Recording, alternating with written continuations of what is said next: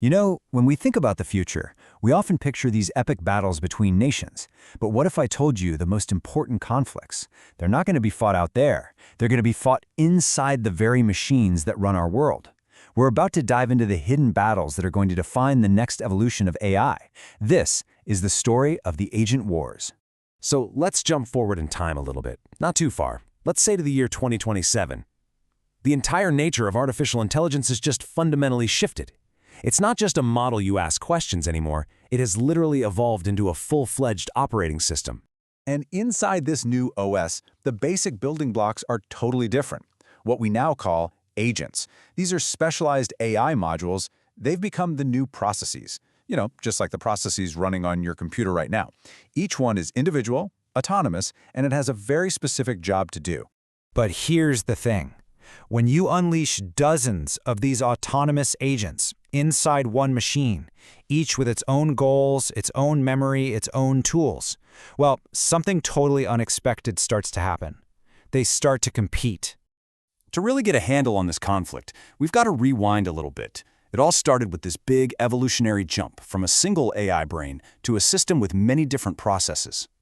Okay, so in the early days, AI systems were, well, they were monolithic. Just think of it like this. One model, one brain, one single process trying to juggle absolutely everything.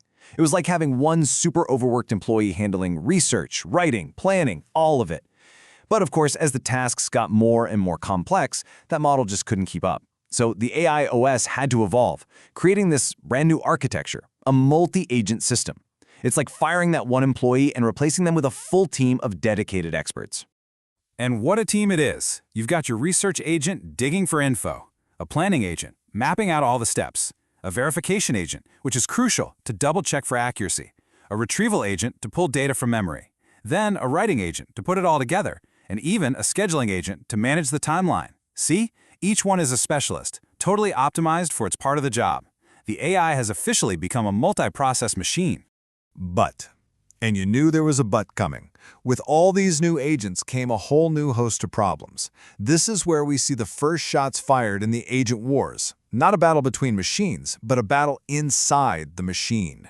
The system started to show some serious cracks. All of a sudden, you've got agents duplicating work, completely unaware of what the others are doing. They'd contradict each other, feeding you conflicting information. They would actually fight for critical resources like memory. Sometimes, they'd even trigger the same tools at the exact same time, causing all sorts of system errors. And maybe worst of all, they could get stuck in these endless loops, just chasing their own tails forever. And this brings us to a really critical point. For years, the large language model, the LLM, the core brain of the AI, was always the slowest part of any process. But in this new world, the LLM wasn't the bottleneck anymore. The agents were. The very thing created to solve the complexity problem had become the new problem. So here's the really interesting part, right? Why do they conflict? It's not like these agents have egos or emotions. They just have goals. The planning agent's only goal is to get more details, so it's always pushing for more research. But the writing agent's goal is to move forward and get the task done. And all the while, the verification agent wants to slow everything down to make sure it's all accurate. Each agent is just doing its job, optimizing for its own objective. And that optimization is what creates the competition. It's almost like having two different GPS systems in your car, yelling different directions at you. So, faced with this complete internal chaos, the AI operating system had to evolve yet again. And this led to the rise of a central authority, the AI kernel.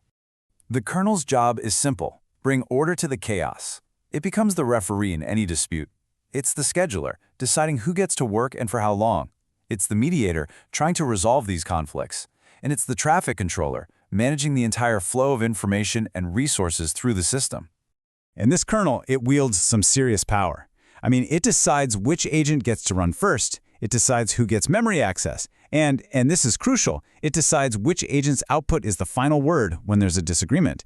It can even terminate or restart an agent that's going haywire. Now, the key here isn't that the kernel stops the agent wars. It doesn't. It manages them. But just managing things from the top down isn't enough. For the system to really work, the agents themselves needed a way to talk to each other, to resolve conflicts without bringing everything crashing down. They needed a new protocol. This led to something really cool, a negotiation protocol. Agents started sharing signals, both with each other and with the kernel. Things like confidence scores for their answers, or how uncertain they were. They'd report their resource needs, estimate how long a task might take. The kernel then uses all these signals to intelligently decide which agent wins a conflict. And this, right here, is the birth of true cooperative intelligence. It's not one model thinking anymore, it's many agents negotiating. But of course, a system this complex, this interconnected, it has a dark side. Because when you have this many moving parts, the potential for a catastrophic failure is always there, and the consequences, they can be pretty severe. When an agent fails, the entire workflow can just grind to a halt. Tools can misfire, doing the wrong thing at the worst possible time. Memory can get corrupted, which poisons the whole process. Those dreaded loops can come back, and the system can even regress to a point where hallucinations start creeping back in. This is exactly where the kernel's role as a failsafe becomes absolutely critical. It has to spot a failure and intervene immediately. It can kill a rogue agent, restart one that's stuck, or just reassign its task to a different agent. And in the absolute worst-case scenario, it has one final option: escalate the problem to a human. This is that moment where AI stops being the static thing and starts to feel like a living, breathing, managed system. So what does this all mean for the future? Well, it means we have to completely reframe how we even think about intelligence itself. The most important thing to take away from all this is, get this, the agent wars aren't a bug, they're a feature.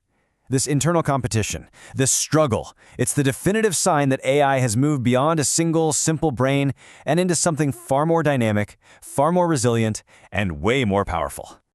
So, the future of advanced artificial intelligence. It isn't one giant, all-knowing model. It's many specialized agents with tons of different goals and processes, all of them guided by a single, powerful orchestrator, the kernel. This is the architecture of 2027. It's a machine where real, robust intelligence doesn't just come from a single source. No, it emerges from this constant, managed dance of competition, cooperation, and coordination. So that leaves us with a pretty big question, and I'm curious what you think. In this new world of specialized AI agents, which one do you think is going to be the most important? Is it the planner who sets the course, the verifier who keeps it honest, or maybe the writer who tells the final story? Let us know what you think. Thanks for watching.